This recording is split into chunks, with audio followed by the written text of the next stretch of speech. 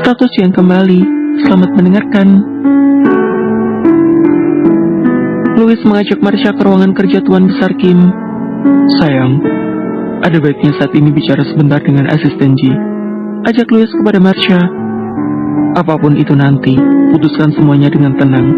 Ingat, aku akan selalu berada di sampingmu apapun keputusanmu, karena kau adalah wanitaku. Jawab Marsha mengangguk. Ceklek, Louis membuka pintu dan mengantar Marsha masuk. Baik, aku akan meninggalkan kalian untuk berbincang, ucap Louis. Asisten Ji, sapa Marsha. Nona muda, duduklah, ucap asisten Ji. Ada hal apa? Tanya Marsha. Biarkan aku menceritakan sebuah kisah, jawab asisten Ji. Asisten Ji menceritakan sedikit kisah cinta kedua orang tua Marsha. Setelah ayah dan Kim Yona meninggal, tak berapa lama, disusul oleh ibunya Kim Yona. Kehidupan Kim Yona sangat sengsara di bawah cengkraman ibu dan saudara tirinya. Tuan Hans, ayah Nona adalah satu-satunya pelindung bagi ibu Nona, cerita asisten Ji.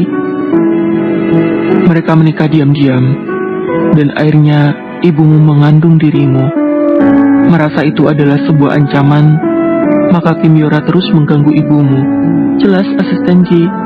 Sampai pada di masa ibumu hampir kehilangan Nona karena ulah Kim Yora, kedua orang tuamu memutuskan pergi meninggalkan Korea, ucap asisten Ji. Dan kita tahu, bahkan mereka tidak melepaskan orang tua Nona, sampai pada akhirnya mereka pun pergi meninggalkan Nona, ucap asisten Ji dengan sendu. Nona muda pasti sudah mengetahui alasan Tuan Besar Kim tidak sadarkan diri, ucap asisten Ji. Hanya Nona muda yang dapat menghentikan semua ini. Mereka sudah terlalu banyak mengambil dari Nona, ucap asisten Ji. Mohon demi nyawa kedua orang tuamu, kembalilah kepada keluarga Kim, pinta asisten Ji dengan sungguh-sungguh. Marsha terdiam mendengar semua ucapan asisten Ji. Mengapa kau begitu peduli terhadap keluarga Kim? Tanya Marsha. Keluarga kami sudah dari generasi ke generasi melayani keluarga bangsawan Kim semenjak dinasti Goryeo, ucap asisten Ji. Marsha berdiri dan tertegun sejenak. Baik, aku akan memikirkan tentang ini dengan baik, ucap Marsha lalu beranjak pergi kembali ke kamar Tuan Besar Kim. Marsha berdiri di sisi ranjang Tuan Kim.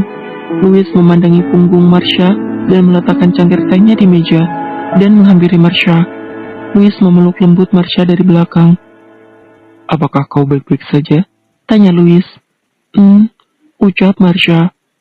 Kau beristirahatlah, aku akan kembali ke kamarku, ucap Louis seraya mengecup puncak kepala Marsha dan melepaskan pelukannya dari Marsha. Setelah Louis pergi, Marsha menyusutkan dirinya di samping Tuan Besar Kim.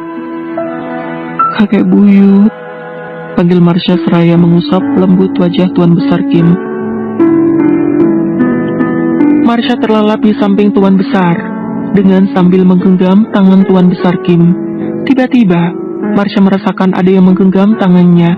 Marsha membuka matanya dan melihat Tuan Besar Kim tengah menatapnya. Marsha aku, panggilnya. Marsha bangun duduk.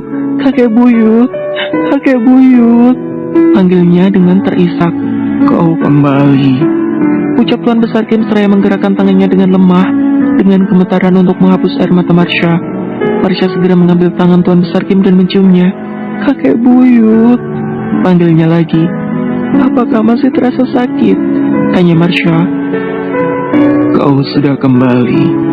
Sakit seperti apapun kakek buyutmu ini bisa menahannya, jawab Tuan Besar Kim. Kakek, panggil Marsha lagi. Orang tuamu telah mendidikmu dengan baik, puji Tuan Kim dengan tersenyum.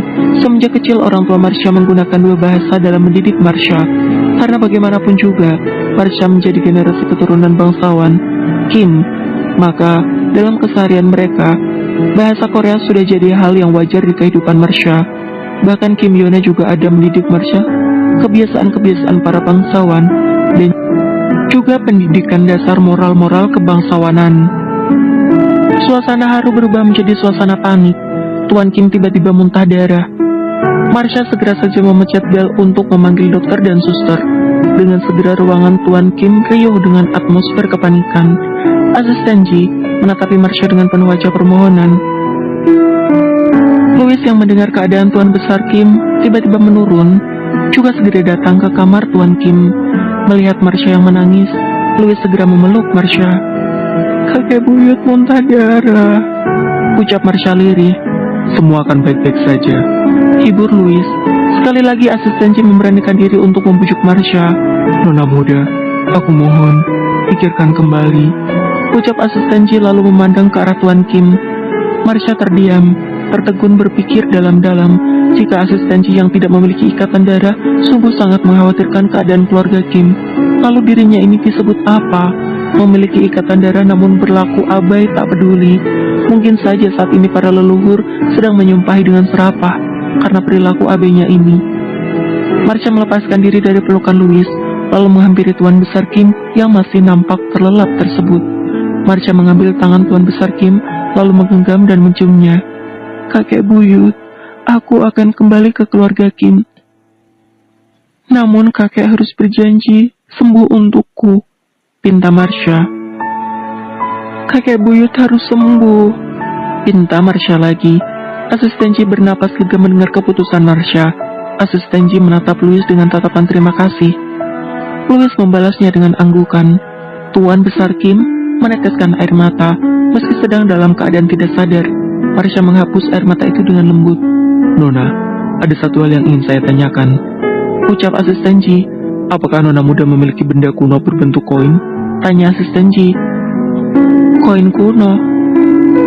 tanya Marsha. "Iya, koin kuno. Itu adalah koin yang diberikan kepada ahli waris utama keluarga bangsawan Kim," ucap asisten Ji. Marsha nampak berpikir keras lalu mulai mengingatnya. "Ah, iya, aku ada menaruhnya di dalam boneka teddy bearku," jawab Marsha. "Apakah itu sebuah teddy bear yang besar yang kau letakkan di sudut kamarmu ketika di panti asuhan?" tanya Louis. "Iya itu, boneka itu," jawab Marsha. "Ah, untunglah. Boneka itu sekarang aman, ada di kamar di rumah utama," pikir Louis. "Li, pergi ke rumah utama, boneka itu ada di kamarku," perintah Louis. "Baik tuan," jawab asisten Li dan segera beranjak pergi menjalankan perintah tuannya. "Nona muda, selamat datang. Saya akan menyiapkan segala sesuatunya tentang ini dengan baik," ucap asisten Ji. Kediaman Kim Yora, Soyun dan Tania sedang berunding tentang situasi saat ini. Tentang obat yang diberikan kepada Tuan Besar Kim adalah atas bantuan dari Tania. Jadi saat ini Kim Yora sudah benar-benar menjadikan Tania sekutu yang kuat untuk perebutan hak waris ini. Segera aturkan jadwal pertemuan pemegang saham. Kesadaran Tuan Besar Kim semakin menurun dan memburuk. Ini adalah kesempatan baik untuk kita untuk mengambil alih kepemimpinan grup Kim. Perintah Kim Yora. Bersambung. Terima kasih sudah mendengarkan.